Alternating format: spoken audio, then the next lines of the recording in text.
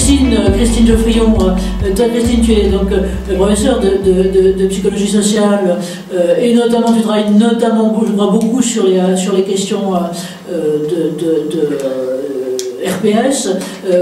Un peu, ton sentiment avant qu'on ouvre le débat à tous, et merci de vos questions et de vos interventions sur le chat, on va le reprendre après. Alors pardon Christine, tu as le privilège de ceux qui sont en bout de chaîne, c'est-à-dire que tu galopes alors que ceux qui sont au début d'une reprise vont ou pas, c'est toujours comme ça en matière d'équitation et en matière de réunion aussi, pardon, donc c'est à toi. Dans ton micro, faut que tu mettes ton micro. Oui, pardon. Je disais merci beaucoup Anne-Marie et d'autant plus que de nombreux éléments ont déjà été présentés. Hein. Effectivement, moi je travaille sur l'identification des risques psychosociaux pour favoriser dans la mesure du possible une meilleure qualité de vie au travail et voilà, en accompagnant des changements participatif, hein, et donc je travaille notamment sur la question du management, mais pas seulement.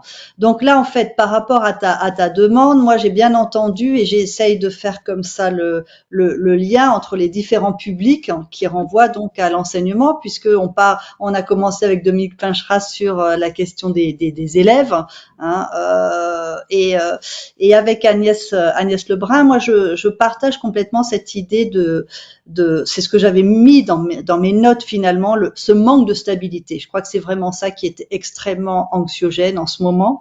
Je veux dire, des changements dans le milieu du travail, des changements dans le milieu des élèves de l'enseignement qui sont récurrents, et qui déstabilisent et qui engendrent de l'anxiété.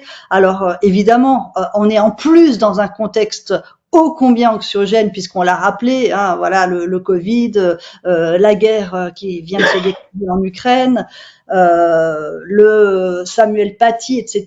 Donc il y a des éléments qui ont été extrêmement anxiogènes. Mais moi, je vais revenir aussi à des éléments peut-être, aussi qui font partie du quotidien, et je vais commencer par les lycéens. Je veux dire, on n'en a pas parlé ici parce que c'est peut-être pas non plus forcément le focus qui avait été souhaité, mais on peut parler aussi des réformes successives. Ça a été dit très rapidement, mais clairement, je veux dire, parlons de la réforme du bac, parlons des enseignements qui ne seront plus là, parlons de cette instabilité aussi au niveau des lycéens, et parlons aussi de la pression qui s'exerce sur eux, hein, beaucoup aussi par les parents, des parents qui sont eux-mêmes anxieux et qui mettent la pression sur leurs jeunes. Et moi qui suis comme Luc Brunet universitaire et qui voyons ces jeunes arriver en première année à l'université, on sait pertinemment que ces jeunes-là, ils arrivent en psycho ou ailleurs, mais ils savent pas trop ce qu'ils vont faire, et ils ont énormément besoin d'être accompagnés, et puis d'avoir aussi, j'ai envie de dire, des enseignants qui sont aussi enthousiastes face à eux et qui leur donnent envie de partager notre intérêt pour une spécialité, pour une discipline, etc. Et ça revient, alors je vais être voilà, ça revient à cette idée vraiment aussi de bien-être des enseignants. Moi, je suis convaincue du fait que un enseignant qui est bien dans ce qu'il fait sera aussi un enseignant qui, alors je vais employer un mot vilain dans ce contexte-là, parce qu'on l'emploie beaucoup dans le milieu des organisations, des entreprises. On dit souvent qu'un salarié bien au travail, c'est un salarié qui est performant. J'ai envie de dire qu'un enseignant qui est bien dans son travail, c'est aussi un enseignant qui va faire du bon travail avec ses élèves, qu'ils soient lycéens, qu'ils soient étudiants, etc.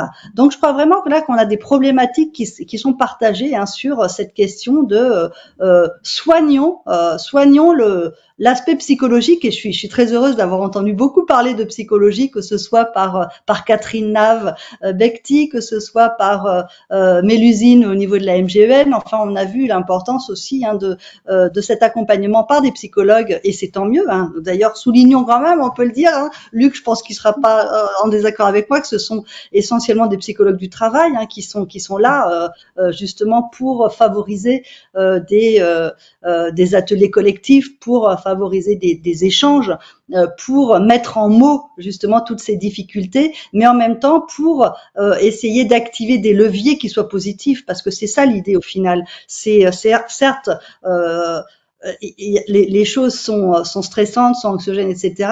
Mais l'idée, c'est autant que faire se peut, essayer d'activer des leviers positifs. Lesquels sont-ils? Alors, on les trouve beaucoup du côté du management. Hein.